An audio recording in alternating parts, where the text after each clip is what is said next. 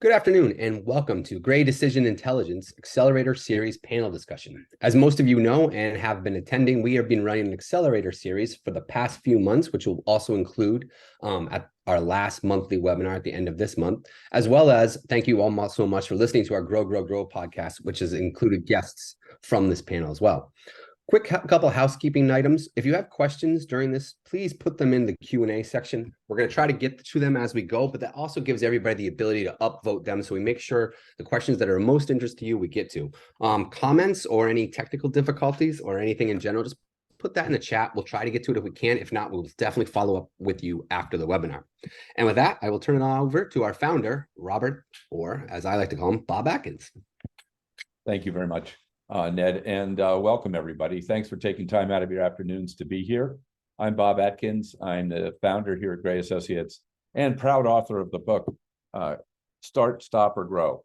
And it's a data-informed approach to program evaluation and management. Today, we're going to talk with some folks who help people accelerate growth, and in particular, accelerate programmatic growth. So that the overall concept is how do you grow? And these are folks that can help you get that done faster. Without much further ado, let me have you all introduce yourself. We'll go from left to right on the photos here. Sure. John Childs, founder of Evidence in Motion. We partner with institutions of higher ed in launching hybrid accelerated graduate programs in healthcare. And John just launched a program with a client of mine, graduate program, with 80 people in the entering cohort. So some pretty, if that's at a college that only has a couple thousand students. So pretty impressive. Sarah? Yeah, that's great. Thanks, Bob. My name is Sarah Collins. I am the president here at Astra. Astra is a technology and consulting firm that partners with well over 500 colleges and universities in North America. And our goal is to provide data analytics and data insights around the course schedule and resource planning for colleges and universities. I was actually surprised when we did the first webinar with Sarah to find out that if you manage your schedule well, it actually changes your enrollment. I had never thought of scheduling as a growth factor, but there it is. It works. Excited to be here to talk about it. Charlie? Charlie Anastasi. I'm the Vice President of Revenue and Partnerships at Rize Education. Rize is the fastest, most affordable way to start undergraduate academic programs. So a nice complement to what John's doing on the graduate side. And really the way we think about it is we leverage a consortial model, but we combine the concept of course sharing with services on the enrollment and academic side to ensure that our partners are able to grow enrollment and deliver strong career outcomes with the programs we collaborate on. And we're working with mostly small colleges, about 85 colleges and around 430 different types of academic programs. And again, lots of new programs, lots of growth off the back of that. One client that we spoke to had literally offered, I think, was it 10 or 15 new programs, Charlie, all fully enrolled, leveraging the Rize platform. And keep in mind, while they're shared courses that 80 or 90% of the courses people take are actually in the institution of their home institution.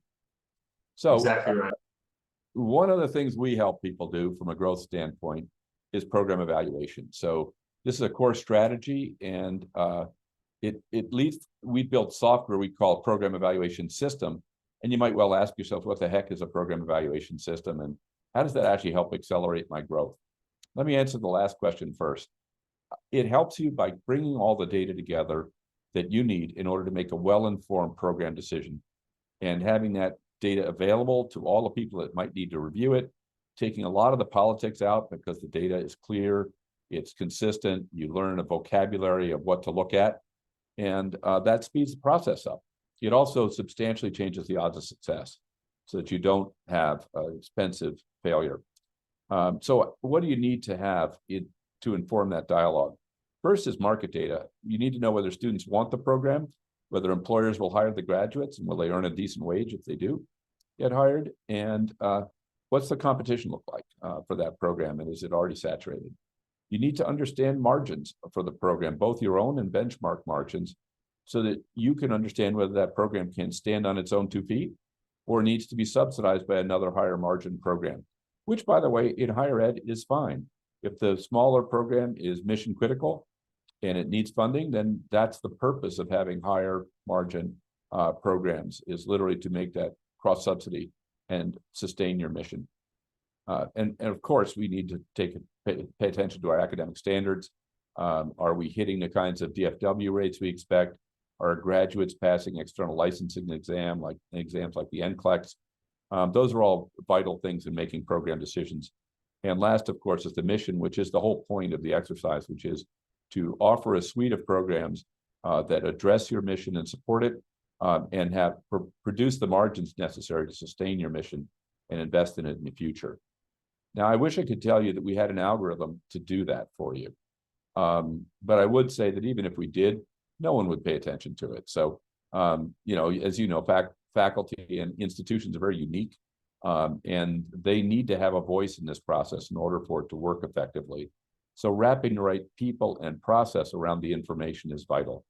And we think of ourselves as informing these decisions. At least Gray, as a matter of policy, doesn't make recommendations. We've just found it counterproductive. So glad to provide the information, glad to facilitate a good process, and leave the rest to you. And as I mentioned, each of the folks on the phone today has capabilities to help you get the programs you select done faster. So that's really the theme of this. Now, as we go through it, there are fundamentally 2 ways to identify attractive programs for growth. One is a top-down approach. It really starts with market attractiveness and then says, okay, what program should I develop given the market? There is another way, which is bottom-up. I look at my courses and say, what programs could I develop using my existing course portfolio, or perhaps with a few courses that Charlie can add on from other institutions. So your cost to develop the program and operate it is substantially reduced. There are a couple of issues with bottom-up. On the bottom-up side, you're more likely to cannibalize your own students because by definition, that course is similar to things you already offer. But that's not necessarily true, and there's some of that with almost any program decision. It is faster when you go bottom-up because you have the materials and it is less expensive. Top-down, you're likely to hit more home runs, but it is a longer ramp to get them set up unless you use a partner. And it's more of an investment and I think basically probably more of a risk as well.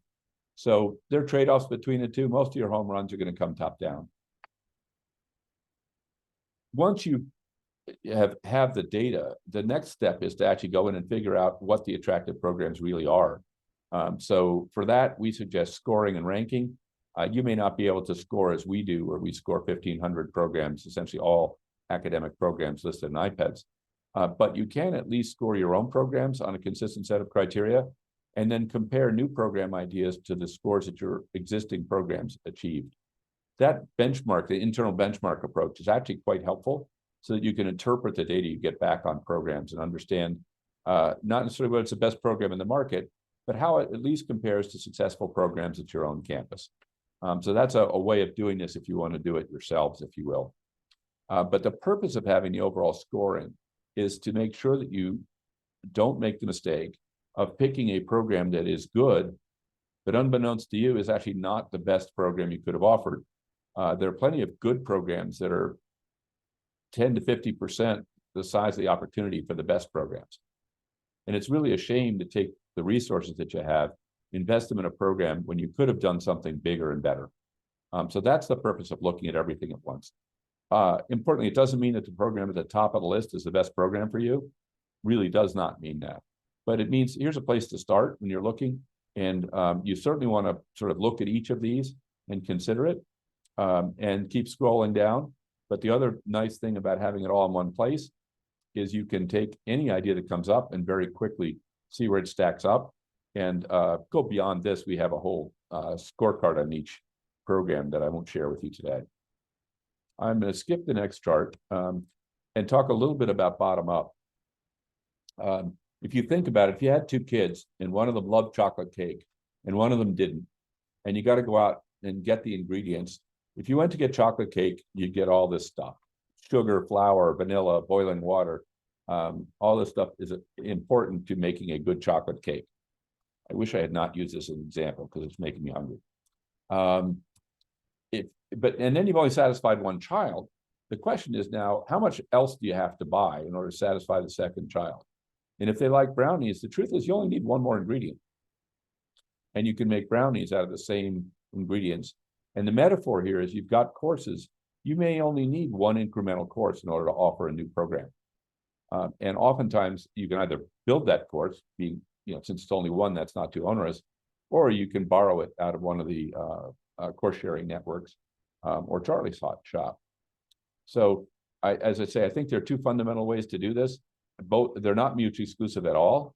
And I'll give you an example here of one that was constructed. Often these are multidisciplinary. The client had a music department that was losing money.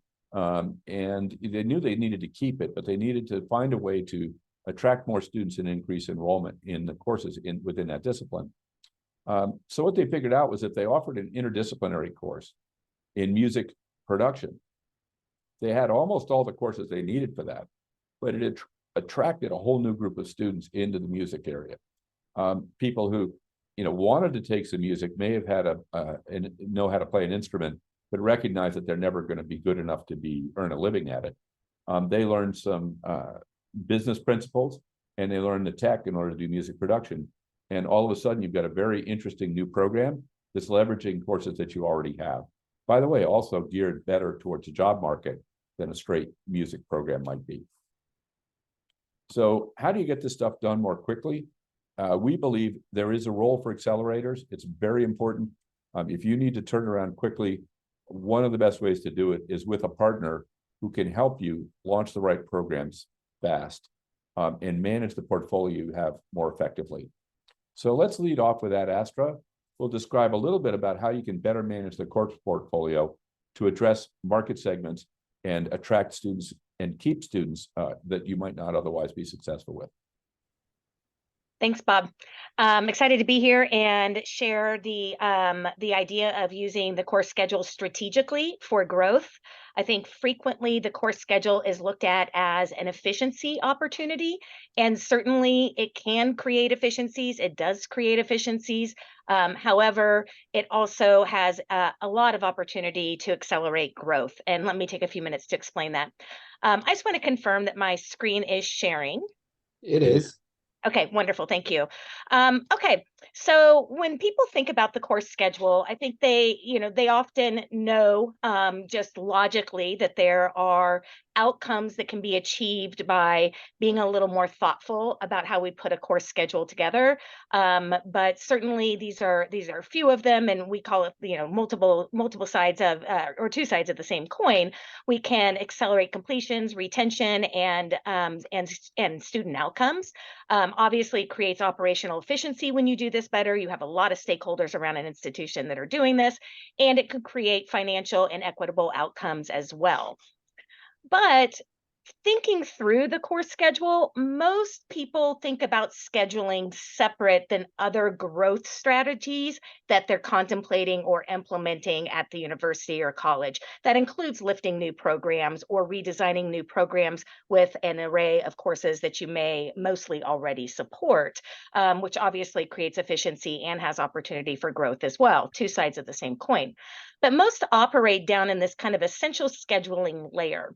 And that's the job that needs to be done. So if you have watched, or if you are an actor in the play, the orchestration of what goes on around building a course schedule twice a year, 3 times a year, then you know that there's a whole lot of people scrambling out there to just get it together so that you can put it in the student information system and register.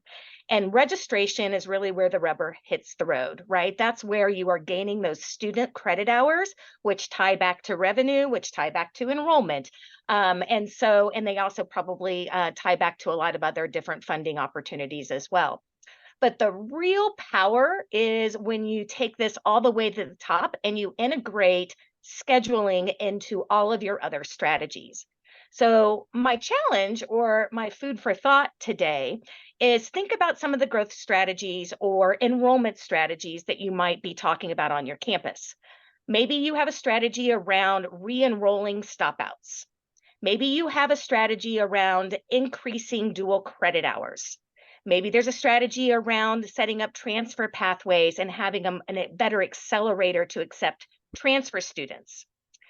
All of those things, typically you would talk about in an enrollment conversation or maybe even an academic conversation, but you wouldn't bring the course schedule into that conversation. So think about if you're integrating all of these things. So first of all, I want to say the course schedule has just like Gray, an amazing amount of data, right? And it's slightly different data than what you might get from program economics or from another system, but it is very rich data about student patterns, what they're taking, when they're taking it, what classes fill really quickly, and we're not supplying the demand that's out there. Therefore, we're leaving students out to dry, basically, maybe having to wait a semester or two to take a class, but we're also leaving money on the table, and we're leaving student credit hour and head count on the table when we do that.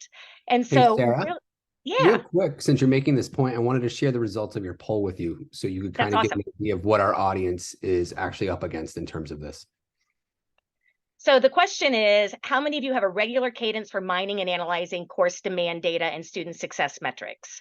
And it looks like we have a lot of people in the middle, but there are 34% that are saying they disagree or strongly disagree, and only 4% that say they really utilize that data strategically. So thanks for interrupting me for that, Ned, because I think that's really representative. So my challenge would be, every time you are thinking through a strategy, I want to lift a new program, I want to analyze the courses that students are taking today and see if there is a strategy or a way to pull them together into a net new program that we could lift and partner with some of the other firms on this call to help do that. I want to look at my pathway structures.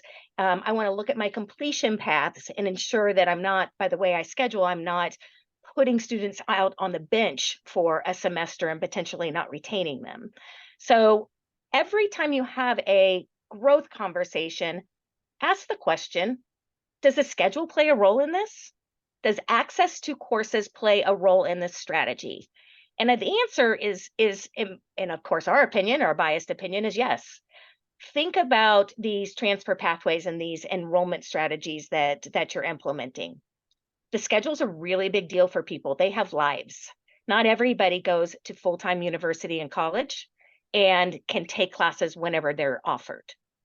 So thinking through how to build schedules out for 1 year, for 2 years, for the entire program, guaranteeing students that they will get the classes they need in the format and at the time of day and in the right sequence that you're selling them at admissions.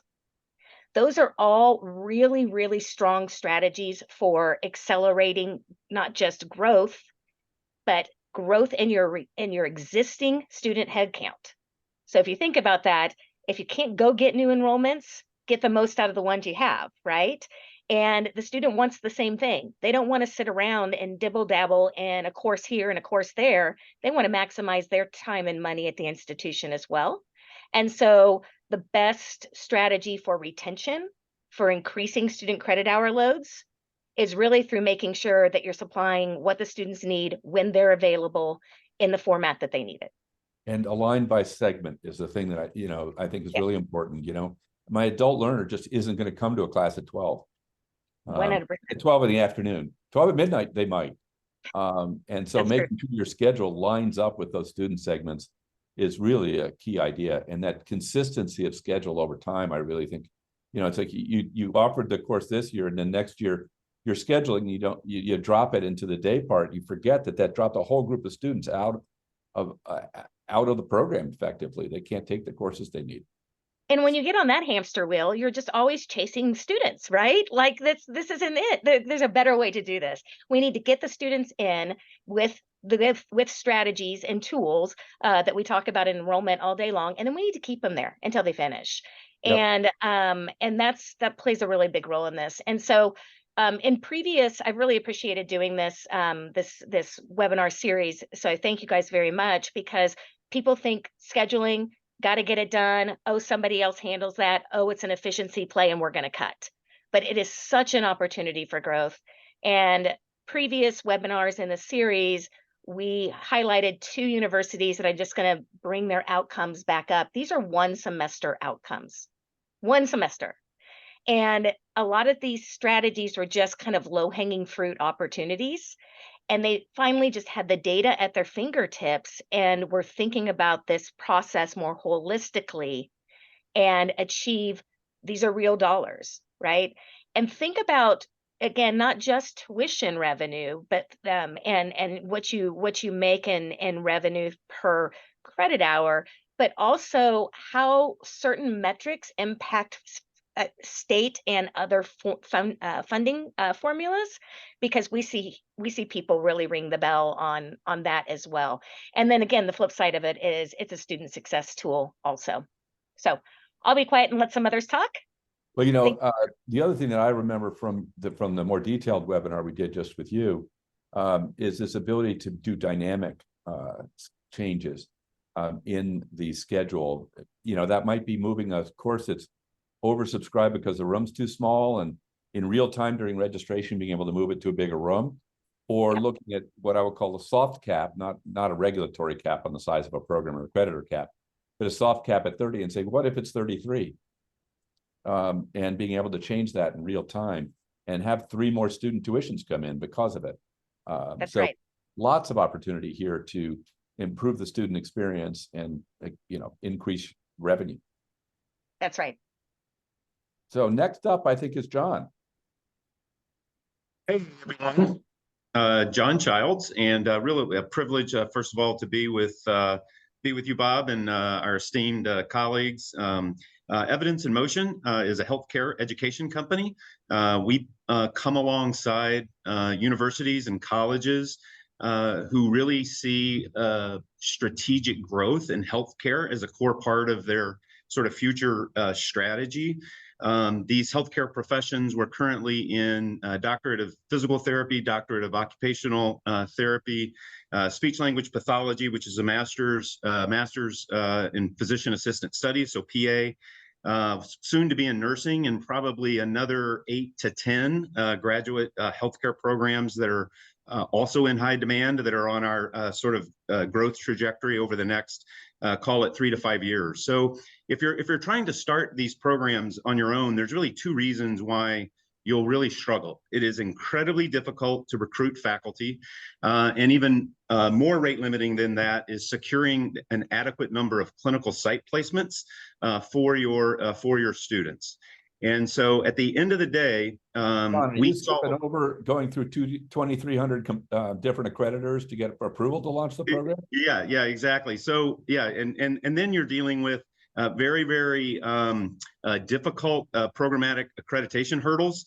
Each of these professions has their own sort of regulatory guild that, right, wrong, or indifferent, depending on your perspective, try to interfere with your success, as opposed to maybe embrace growth within these disciplines. These professions are all in big, high demand. EIM is part of we're a healthcare company. We also operate, as an example, call it, 680 or so outpatient physical therapy clinics around the country. We employ close to 2,000 physical therapists, and probably have openings for 175 PTs and probably 50 to 60 OTs that we simply cannot fill because of the shortage in the number of graduates that are coming out of existing programs. And so what we do is come alongside you and support you in a full soup to nuts. It's everything from managing the accreditation process, helping recruit faculty, placing students in clinical sites. We bring all the curricular assets to the table. So think, syllabi, plans of study, well-vetted instructional content that your faculty then take, shape, and mold into their own. John, let me interrupt for a second. What makes your programs any different than a regular PT program that somebody might offer? Yeah, I would say, Bob, it's really differentiated in two predominant ways. Number one, these programs are hybrid. And I want to define what I mean by hybrid, because a lot of institutions will have quote unquote hybrid programs. But when you look at the geography of where their students are coming from, they're coming from, let's say, a couple of hours away from, the campus. In these models, to use a representative example, one of our partners, Augustana University, just launched with 85 students in their charter cohort. Of those 85 students, they're represented across probably 35 different states around the country. So students are literally traveling coast to coast and corner to corner, because the on-site component of these, of course, is it's low residency. But when they're on campus, they're there for 10 to 12 to 14 days at a time for the psychomotor hands-on components. And then they're completing the didactic coursework synchronously and asynchronously, online. So it's hybrid. These programs are also highly differentiated because they're accelerated. We're deeply committed as a company to being part of the solution of a lot of the challenges in higher ed, not the least of which is ever increasing tuition. And so we're deeply committed to getting students into the workforce sooner. For example, our PT curricula is 2 years versus 3 years. Our OTD curricula is 2 years versus 3 years. So we're always wanting to sort of push the boundaries of offering students highly differentiated, high quality, programs. So we're oftentimes lumped into the OPM industry, which, depending on who you talk to, is a sort of a maybe not a 3-letter acronym, but sometimes a 4-letter word. But in so many ways, we are not an OPM. Most OPMs come alongside institutions that already have an on-ground program and help them digitize it, right? Basically develop a hybrid, parallel, side-by-side cohort. We're partnering with institutions where there is no infrastructure in these disciplines whatsoever, and really building them from the ground up. We've probably got 10 to 12 partners right now. We're operating over probably 30 different programs in partnership with our partners around the country. All of these programs are achieving full accreditation, filling large cohorts. These cohorts are anywhere from 80 to 100. So these are out of the gate the largest programs in the country relative to their peers. So it's really trying to operate at scale to solve some of the complex challenges that healthcare employers are facing in trying to recruit in these tough to recruit healthcare disciplines. And filling some seats at the university at the same time. I'm sure it's a nice filling some seats. Yeah, and if you're it is. And so, if you're a university or college, you're obviously always debating build or buy, right? Do you try to go it on your own? Or do you want to do it in partnership with someone? And I think our value proposition is really twofold. If you start these programs on your own, you can, first of all, there's an incredibly high failure rate. But if you are successful, I would almost bet my life that you'll have a hard time recruiting more than about 20 to 30 students in a cohort, because you'll be unable to hire faculty and secure an adequate number of clinical sites to support those students. And so in a partnership that's recruiting 80 to 100 students, there's a lot of economics, candidly, to go around. And you're mitigating your risk tremendously with an experienced partner, because we're well known by the programmatic accreditors as well as all the institutional accreditors as well. So it's clinical sites in your hip pocket all over the country. Yeah, and I hesitate to say this out loud, because a lot of our more traditional incumbent peers sort of are shocked by it. But we've got right now over 35,000 different placements in every geography and every zip code of the country, which is really what enables this national applicant pool to be realized. Cool. Charlie?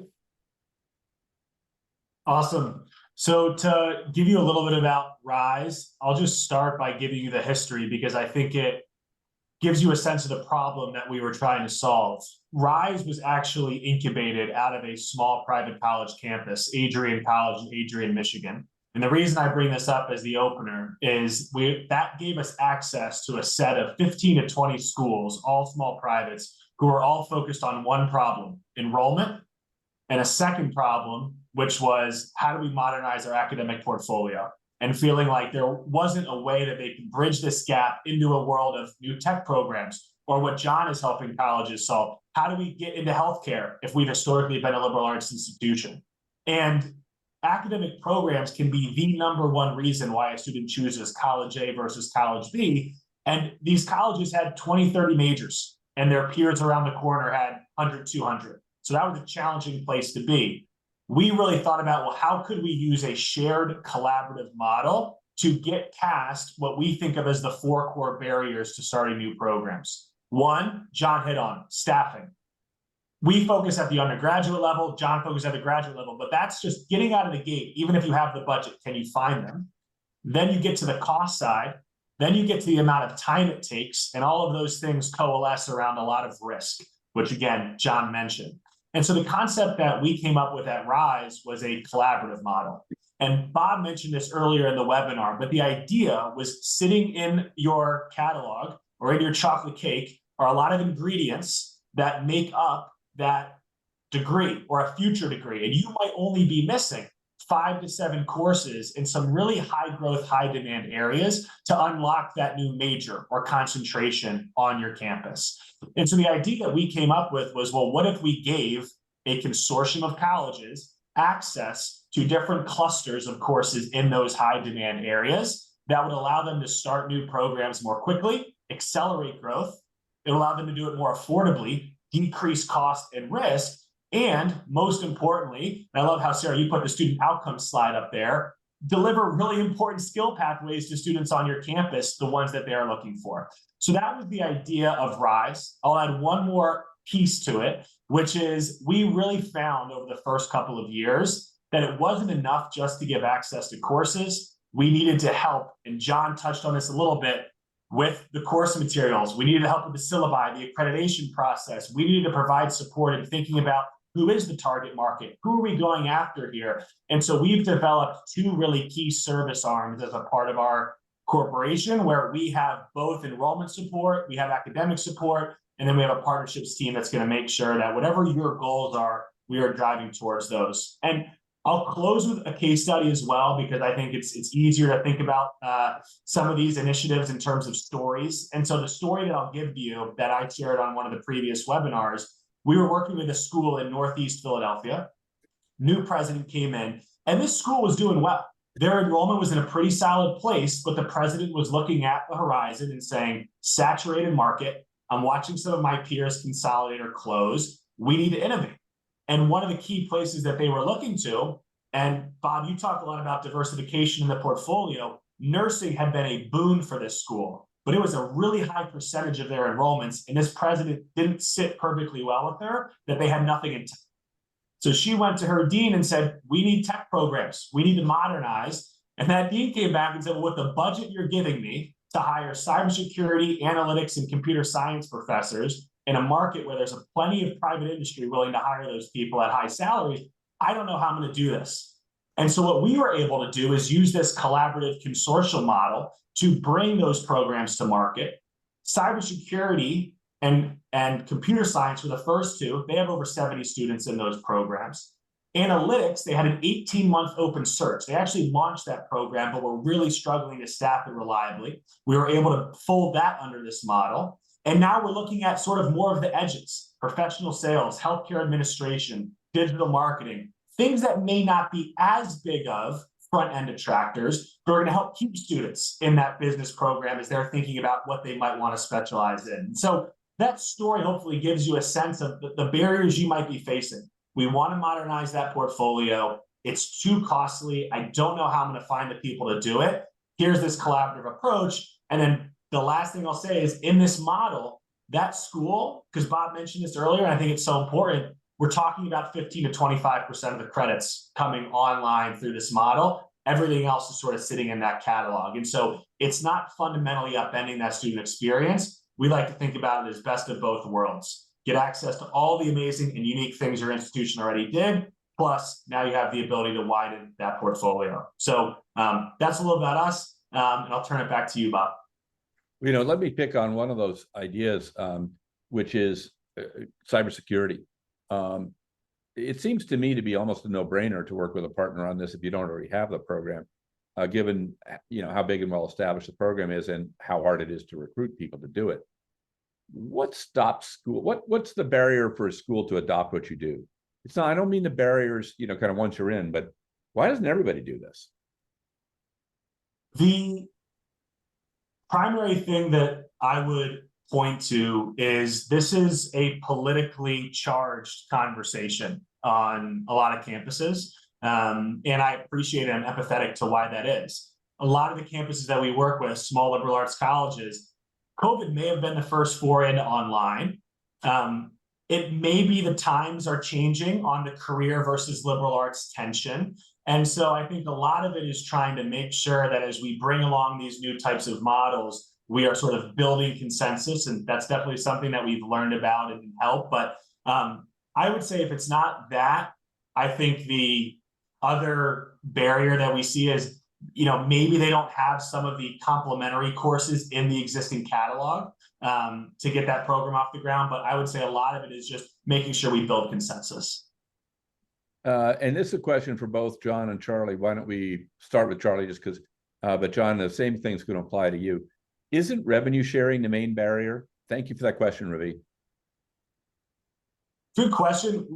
Our model is a subscription model plus a course fee each time a student registers. And so I like to think that if you believe you can attract 2 students a year to a program, it shouldn't be a barrier because our subscription starts at $20,000.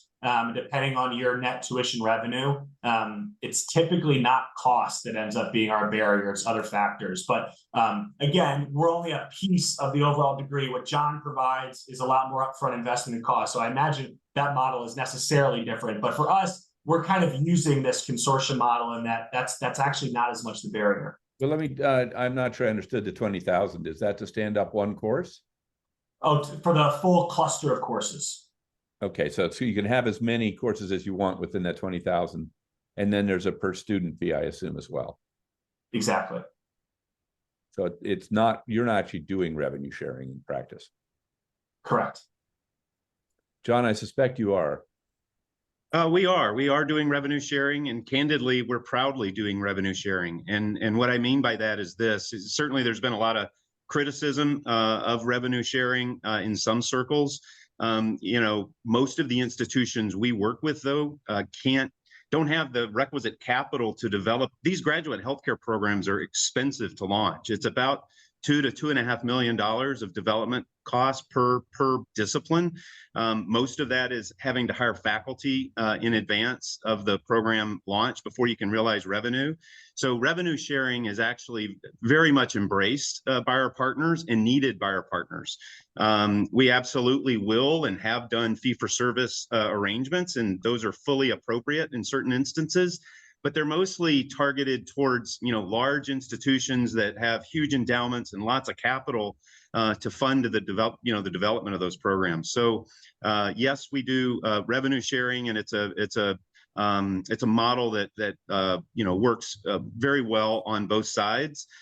Given the scale of the cohorts, if we get approached from institutions time to time where they want to launch a traditional sort of 30 student on ground program, that's just not us. We really want to help solve employer needs, which is needing not hundreds of more graduates a year, but thousands of more graduates a year. Nursing is a perfect example of that, and we're all aware the nursing shortage is like up to over 500,000 nurses that are needed, and so that's going to be a big growth market for us over the next 3 to 5 years. I hope ASIN and CCNE agree with you. We'll see.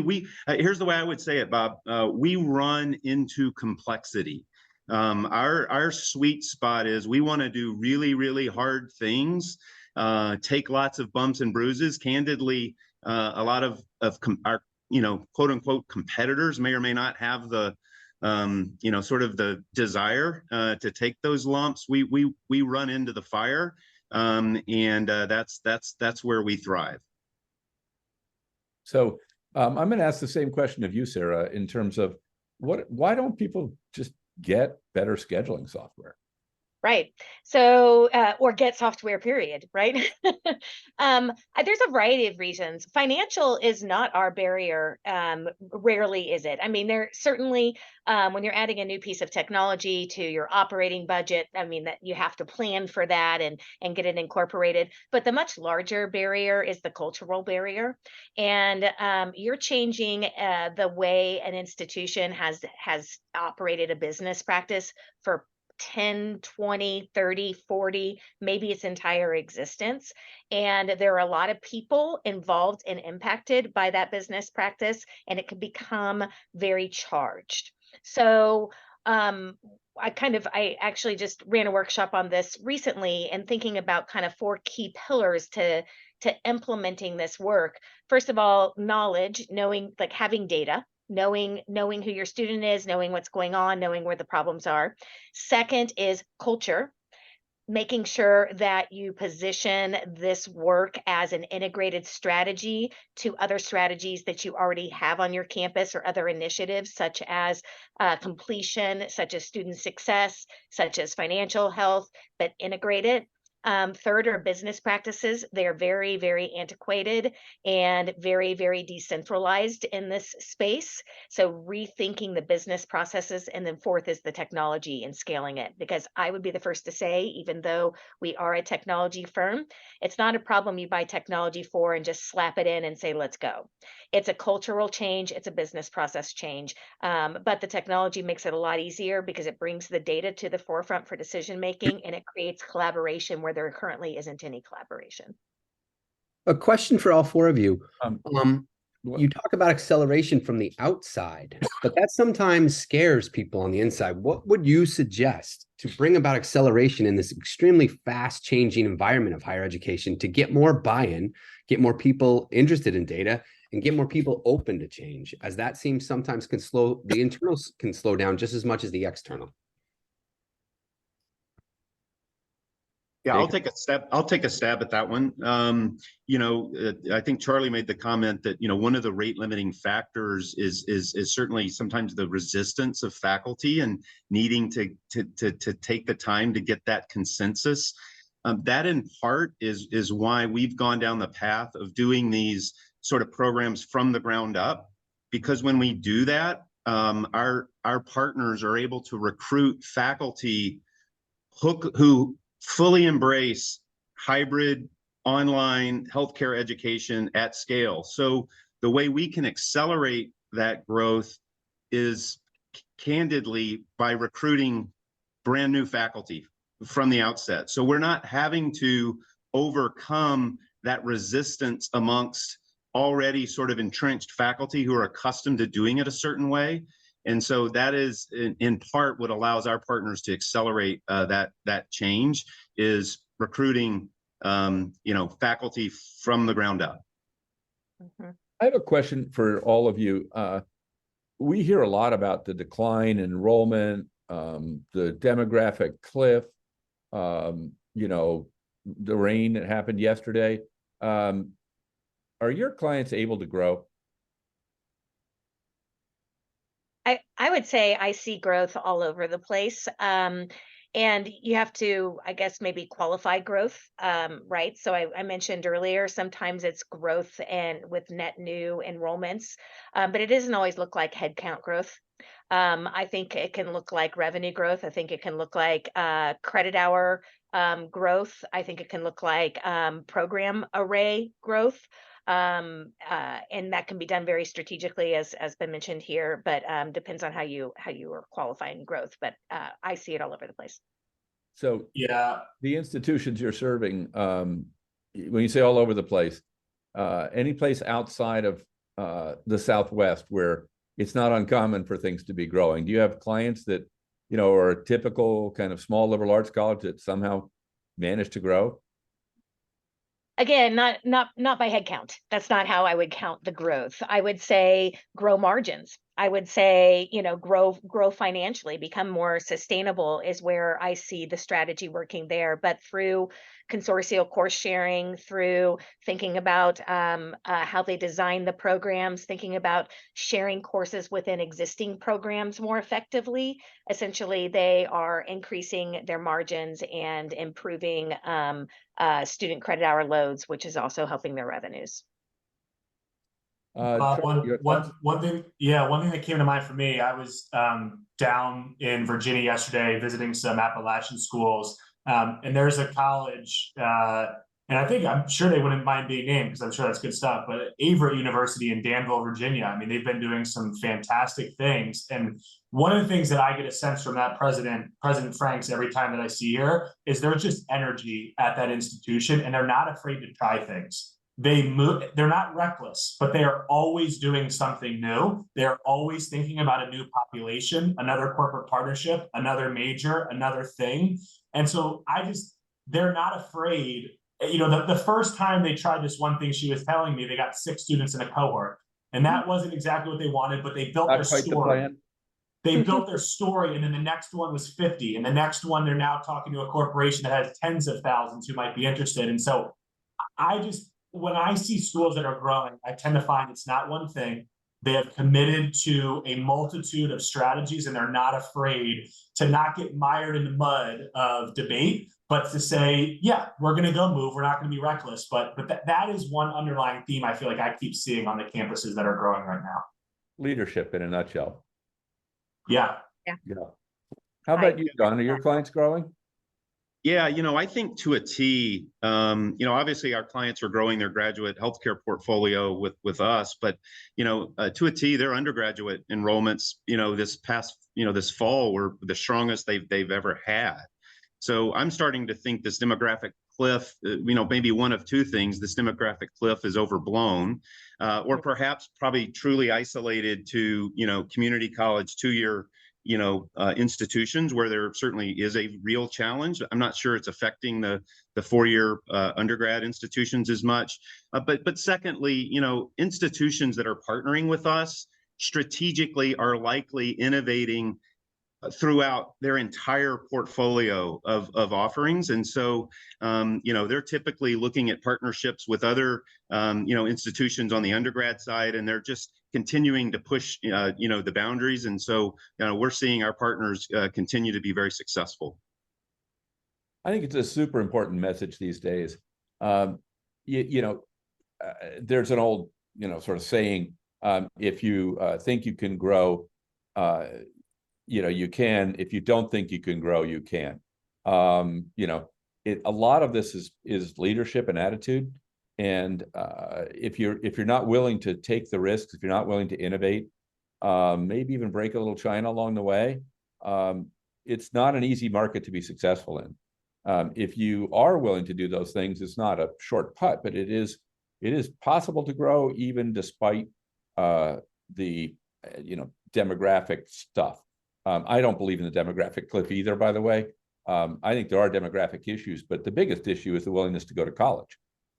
That's really where the number of high school graduates has actually been increasing for the last 4 or 5 years. But the percentage of high school graduates going to college has been dropping. That's a problem, but it's not a demographic problem. It's an attitudinal problem. And actually a wonderful problem in a way, because it usually happens when the economy grows. And that is, people have jobs, so they're not willing to go to school. And I think that speaks to what all of you are talking about, is how can we make this curriculum more accessible on the schedule that works for that other group of learners, the adult learners, where the population isn't actually declining, but they're busy. And they need their time to be well used. And they're, I think, probably pretty demanding as well. So I have my out of the blue question for Bob, all before you go, I have a personal request from a couple different people to let Charlie and Sarah get back to the question about internal acceleration, as we only heard from John, and we've had some people actually say they'd really like to hear from both them as well as you on how do you get people to accelerate internally. External is easy, but getting the buy-in is extremely hard sometimes. And considering everybody accelerates here, what do you guys also do, Sarah and Charlie? Sure. I'll go very quickly. I mean, I think there's change management frameworks, there's foundations, leadership, all that kind of stuff that, I think all the leaders know. And so what I'm going to say, I don't think is rocket science, but one is data speaks, no question. And two, communication is critical. And I find that when we go do this work and I'm supporting a campus, let's say, and maybe a provost leader or a provost / CFO team is my absolute favorite, or CBO team. And we're talking to deans and we're getting down and we're talking to faculty. They don't have all the information. You kind of have to connect the dots for them, because the first thing people are thinking is they're protecting their own. But once you have the data that shows that you can make a difference, that you can do better, that you can grow, that you can serve students better, and you can connect that to the why you're doing the work, then I see people really get behind it. But you have to have those things. I'll try to be short because I agree with everything. And Sarah, I really liked your 4-pillar framework. And I was going to say similar things. The data or the knowledge, tie that back to the culture and the why. Where in that strategic plan does this tie to something that we're doing? And then I think the other thing that we have learned is ownership. And obviously you got to figure out on each campus, it may be one, it may be a team, as you sort of mentioned, Sarah, but I think the biggest thing that we have found is we need to find an owner, and we need to make sure that they are able to champion that. Obviously, it's basic change management 101, but ownership has been key, and finding alignment has been key. Those are kind of the 2 words that we talk about all the time: ownership and alignment. Mm-hmm. So here's my out of the blue question. As you look at your businesses and colleges and think again in this growth framework and acceleration, how is AI going to affect all that? And I don't expect anybody to have a comprehensive answer, but I'm interested. Chip your thought in. We'll see if we can synthesize it.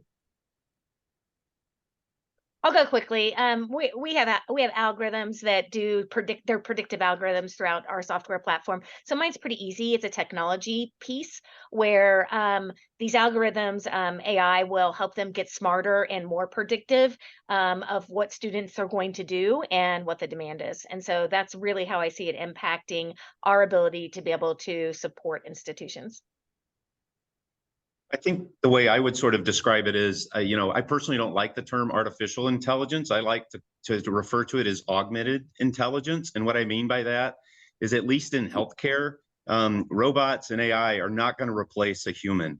When your mother is dying of cancer, the value of sitting across from a human being to look them in the eye, and that trusted relationship is not going to go away, at least in my lifetime, and is never going to be replaced by an avatar. Having said all of that, AI will absolutely be instrumental, I think, in enhancing course development and design, in being able to create more contemporary, learning.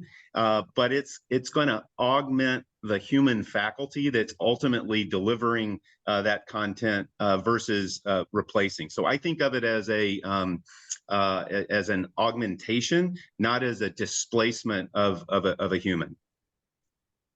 I was the lucky one. I got to think for another 30 seconds about how to make up an answer on the fly. But what my mind goes to is similar to John. I think content becomes more ubiquitous and easier and a bit more of a commodity, because you're going to have more and more access to open education resources. They're going to be at your fingertips. And I think about some of the models that have evolved in higher ed, like what Southern New Hampshire has done with a group called Duets in Boston, where they're combining really great online curriculum that's becoming increasingly accessible, and sort of the role of the instructors moving more towards a coach. And so I see an opportunity, as you think about successful academic programs, to think about how does the human play a role, to your point, John, in that augmented dynamic of saying maybe more and more that is going to be an instructing role from an AI perspective, but what an amazing opportunity to start being more intentional on the career advising side and on the life coaching side. So that's something that we're thinking about, is how can we start to build those human supports in, now that maybe you can outsource to an extent some of that design and delivery.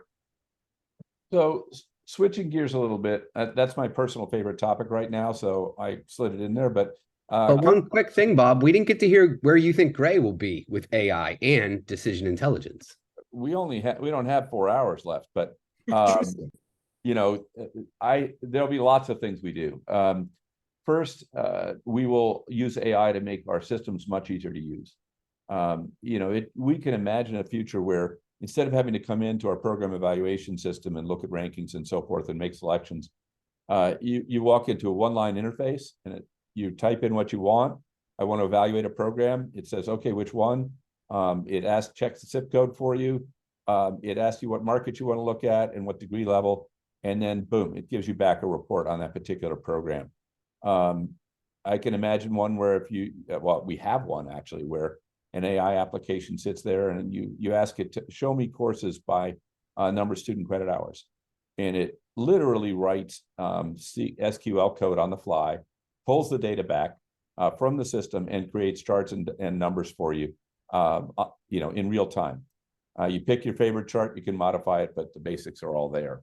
So that kind of ease of interface is going to be key. Lots of things we can do to predict. So we already, I think, built the first tool to predict program size, and have done that, for all programs at all colleges across the country now. So not all of them bought it, but we have already predicted it for them. That kind of large scale predictive capability, I think, will be important for us. What else? I think there'll be whole new applications that we create. One of them was mentioned today is the Provost Buddy, and we feed it information in addition to what normally lives in ChatGPT or another program. It's specifically about higher ed, and they can go in and ask a question and get at least the basics of an answer, and potentially then search our system if they want detailed information. So that's just the things we'll be doing. I think our clients are going to be innovating in parallel at a pretty torrid pace. I mean, all these comments people say about higher ed is slow to change. I don't think that's very true. The adaptation to COVID was probably the starkest example, but some of these things were invented in universities, for heaven's sake. They weren't, invented in corporations. And I see schools moving very fast. We had I think it was the University of South Florida on. They had a major donor who said, look, I want you to implement AI across your entire curriculum, which they did. There's some people way out on the cutting edge in higher ed. We're starting to get the inquiries about, can I develop a program, using AI? And the answer is yeah, a lot of that you can. You want a list of the courses in that program? Not a problem. You want a list of the content that should go in each course? Not a problem. And at some point, I'm sure that taps out and it gets very generic. But the problem with this stuff is it's only going to get better. So what it can't do today, it will be able to do tomorrow. And this content side, it's very, very good at right now. So there's a lot of change out there. There's huge opportunities for us, but more so, I think, for our clients. And when you think about growth, if there's one accelerator we should all be looking at, it's AI. It can reduce our cost structure, but more importantly, I think this is a program people will come to college for. And the more it's embedded across programs, I think the more differentiated you can be. For now, everybody's going to catch up with you in 3 years. But you've got a moment here where you could be out ahead, talking about AI and how it's being done at your campus and how students can come and learn to use these tools. So it's not about, catching you plagiarizing. It's about teaching you how to write using chat and how to critique what chat has written so that, you get rid of the hallucinations and you make it better. So as I say, I think this is a huge growth opportunity all by itself. The kind of growth opportunity that really doesn't come along but once every 10 years. I would say data science was this kind of an opportunity back in the early teens. And cybersecurity was one that emerged around the same time. So it won't change the entire world, but it's a huge thing for everybody to consider. So that's my thought on it for us. I hope that we're out of time. I think I want to thank all my panelists. Very interesting discussion, all kinds of ways to grow that I would never have thought of if I hadn't met all of you. So I very much appreciate that. Folks, if you want to hear other methods for growth, please search for Grow, Grow, Grow, my podcast. It is not the wit and wisdom of Bob Atkins, sadly. That would be a much shorter podcast. It is discussions with people like these of growth strategies they've seen work in institutions, including primarily institutions themselves, and presidents and provosts in particular that have led growth initiatives. So thanks again. And one last plug, please make sure you join us for our last of our Accelerator series featuring Bob as well as John here on November 30th at 2 p.m. As well as John will be bringing a school. We'll keep that one a secret for now, but thank you everybody again. Thank you.